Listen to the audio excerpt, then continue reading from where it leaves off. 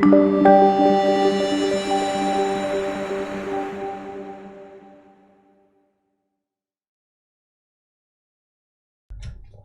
today I'm going to introduce to you how to move the pawn and how to capture pieces with it in Xiangqi.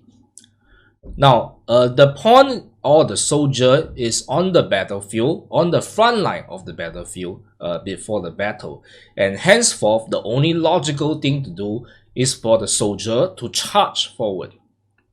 Henceforth, the design of the game as such is that if the soldier or the pawn has not crossed the river line, which is indicated here, then the soldier can only proceed forward, can only move forward. As the soldier is on the front line, the second rule is that the soldier shall never be able to retreat back, to showcase that the soldier is courageous and trying to charge to their death bravely, and therefore under no circumstances can the soldier retreat or move backwards.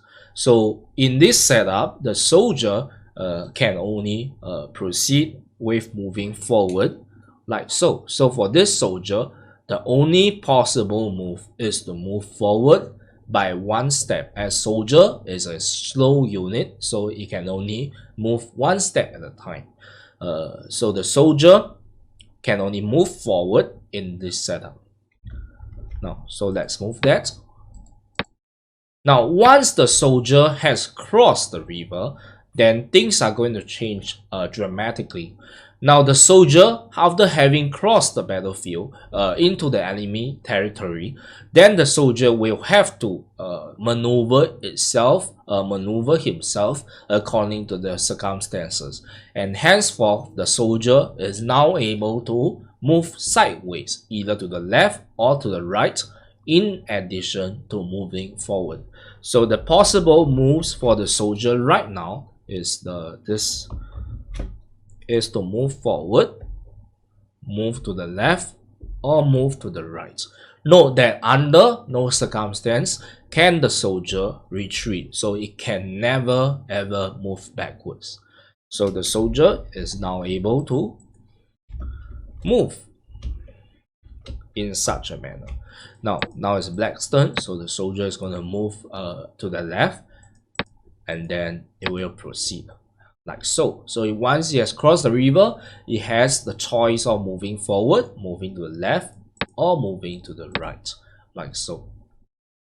Now, one very interesting to note is that the soldier, unlike the pawn in international chess, once the soldier reaches the end of the enemy line, it is actually very ineffective as a piece, because once it reaches the end of the line of the enemy territory, then it is no longer able to threaten any pieces forward, since there's no pieces forward here out of the chessboard.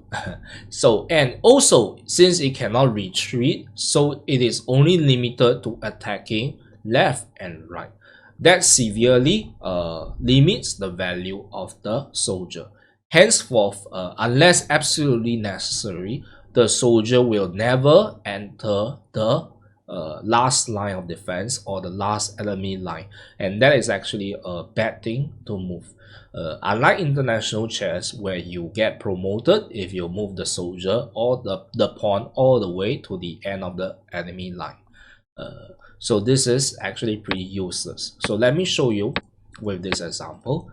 So in this case, the black's king is able to move backwards in such a position simply because the soldier is not able to eat or capture the king backwards. The soldier can never threaten any pieces backwards. So the soldier has no influence on the king, like so.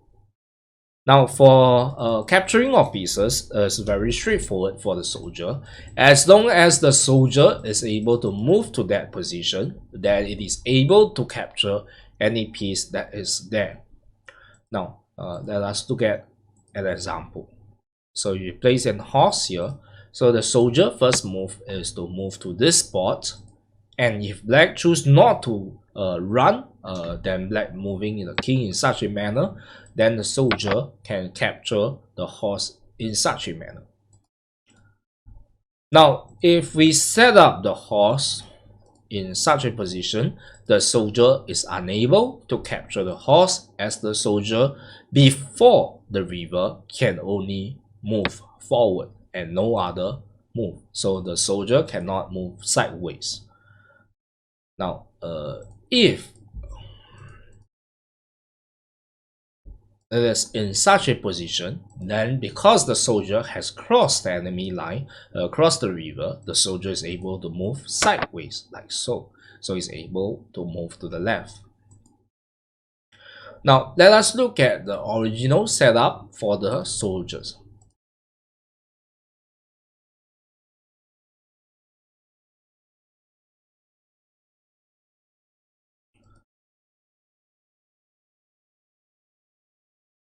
So this is the original setup for the soldiers.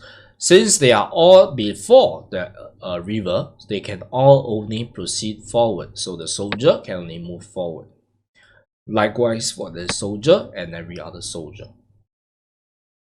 Now, once the soldier has crossed the river, then it's allowed to maneuver left or right.